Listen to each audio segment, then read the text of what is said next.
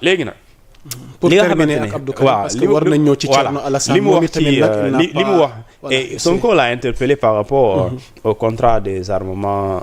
ñi nga xam ne mu ngi toll ci 45 milliards parce que ce contrat là n'eût été la fuite ce document-là ne serait pas accessible au public sénégalais parce que tout simplement c'est un document estampillé secret et sur ce document on nous parle d'un contrat de 45 milliards d'armes et parmi ces armes-là il y a de la logistique, il y a également des pistolets, il y a également des fusils à chasse léegi yooyu noonu d'accord c'est-à-dire les Sénégalais war nañ xam conditions yi nga xamante ne la ñuy jëndee armes yi parce que parmi ñi nga xamante ne ñoo ngay gis ay ci biir contrat bi da nga ciy gis ay Petit Boubé je vous dis au Nigeria il fut un moment c'est-à-dire il est aujourd'hui sous le coup d'un mandat d'arrêt international et ce même Petit Boubé là on retrouve Petit Boubé impliqué dans ce mandat dans ce contrat d'armement léegi ce contrat d'armement on nous dit ces questions-là yi Sénégalais yi soxla xam mooy kan moo réceptionné ces armes parce que la commande on a vu la signature du ministre des finances mu jumlee ñu gis également ministère boobu nga xamante mooy boobu mu yore woon donc ñu gis effectivement ça c'est des montants colossaux qui ont été décaissés pour payer des armes mais ces armes-là est-ce que Sénégalais yi ñu ngi posé question est-ce que ñëw nañ ci réew mi et bu ñu fi ñëwee aussi parce que chaque fois boo demee ci àll Casamance bi y a des agents et eaux et forêts yi nga xamante ni seen liggéey mooy xeex ñii di dagg garab mais est-ce que ils ont ce qu'on appelle les équipements qu'il faut pour faire face à ces coupeurs de bois qui à la limite dañuy contribuer à la déforestation léegi nag loolu c'est des questions importantes maintenant ce dossier j'espère un jour dinañ ko transmettre ci yoon maintenant xam nga Sonko ak ñoom c'est de la politique donc da nga poser question en répondant mu tontu boobu noonu mu laal la ba nga xam ne kii laal na la maintenant man ce que j'ai pas envie vraiment d'entendre c'est la question ñaari 6 juróom-benn soldats daanu nañ alors que vraiment information boobu wérul. c'est important on va essayer d'avancer ñu ñëw ci Thierno Alassane Sall mi nga xamante ni donc bëri na point yi mu soulevé donc interpellé ci njiitum gouvernement bi Ousmane Sonko alors ñu ñëw d'abord ci li nga xamante ni moom mooy mbirum amnistie bi. Thierno mu mel ni dafa xaw a jël longueur d'avance donte ku ne xam na ni loi d'abrogation bi mi ngi tukkee ci projet boo xam ne régime bi ñoom ñoo ko amee. ngir dàkkal loolu nga xamante ni xewoon na fi ci événement yi weesu. alors donc ñu reveniraat ci ñu am taxaw seetlu gën ci def parce que nag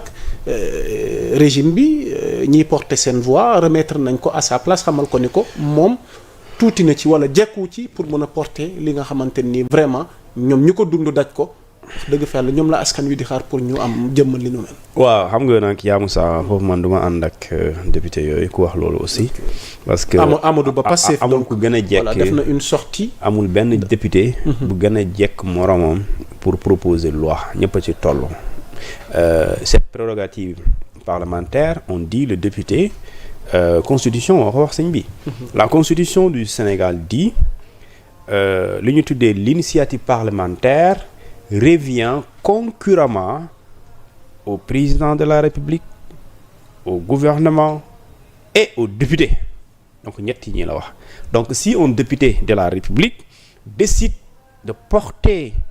def lu ñu tuddee une initiative parlementaire, def une proposition de loi portant abrogation de la loi d'amnistie, à ce niveau aucun problème mënoo ko reprocher absolument rien parce que c'est un député à l'Assemblée nationale. Maintenant loolu mooy li nga xamante ni c'est sa prérogative parlementaire léegi nag derrière cette prérogative parlementaire qui est un droit pour lui il y a ce qu'on appelle un caractère politique c'est-à-dire Pastef est devant un fait accompli. Le fait accompli c'est quoi mooy da ngeen di waaj dugal projet de loi wala proposition de loi xam nga kan moo ko nar a def da ngeen koy da waaj waaye léegi pendant ngeen koy waaj yéen wax ngeen ko léegi man en tant que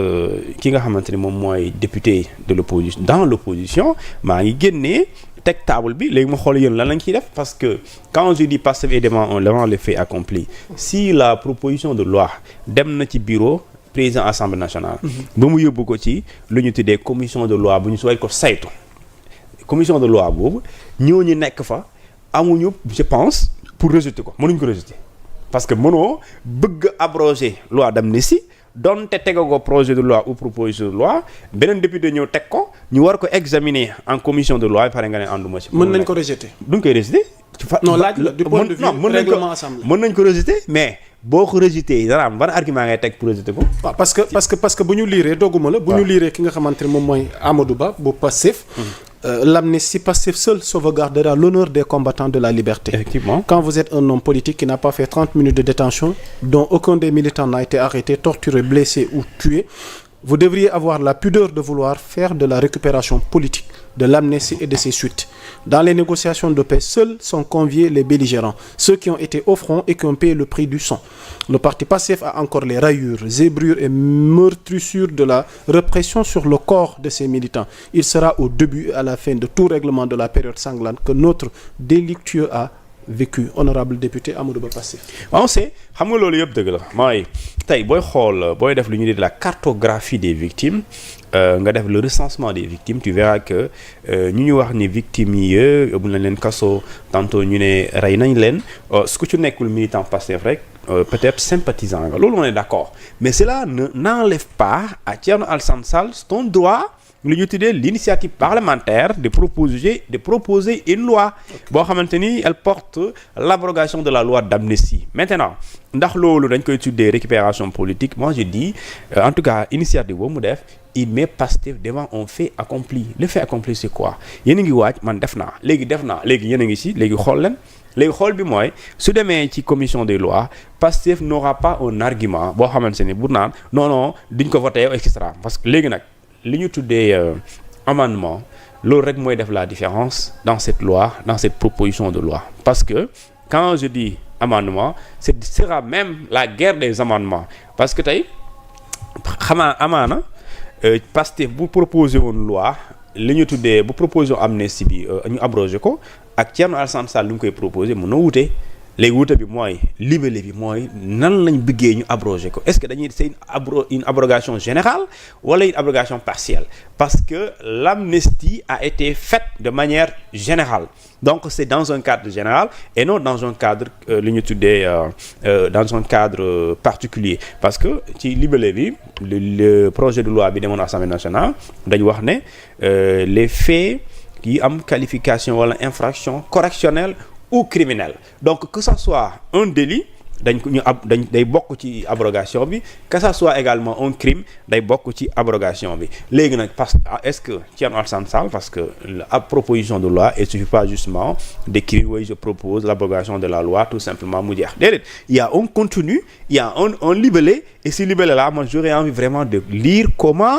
quel est le contenu de ce qu'on appelle de la proposition de loi bi nga xamante moom la Thierno Alassane Sall yóbbu est-ce qu'il propose une loi une abrogation générale ou bien une abrogation express comme ni ñu koy faral di waxee ci Pastef est-ce que c'est pour les faits yu ñuy tuddee des faits yu am caractère correctionnel wala les faits yu am caractère criminel maintenant tout reste à voir lan la dëxëñ ci biir proposition de loi boobu parce que foofu pour man solo si foo la nekk léegi nag li nga xamante moom mooy passé on verra les jours à venir parce que est-ce que ñoom jàpp nañ ne moment bi moo jotagul moo tax mënuñ ko yóbbu ci table bi pour ñu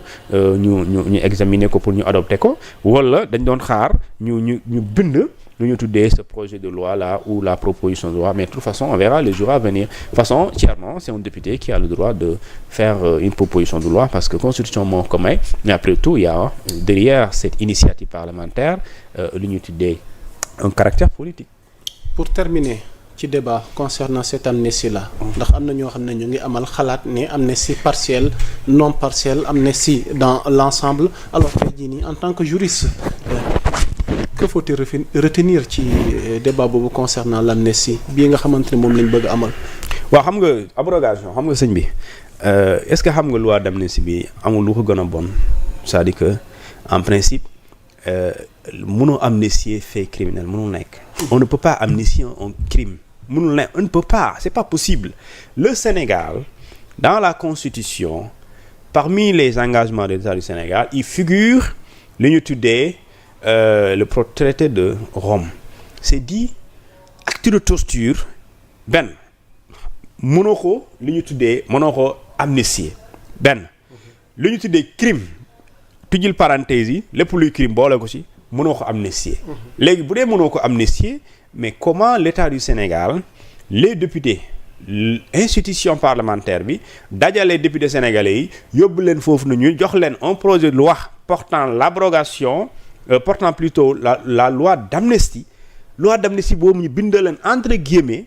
diggante mars 2021 ba février 2024 ñu ne li fi bokk ñëpp que ça soit délit wala crime loolu yëpp dañ koy effacer alors constitution ne amnistie mën na am de waaye amnistie crime moom mënul ne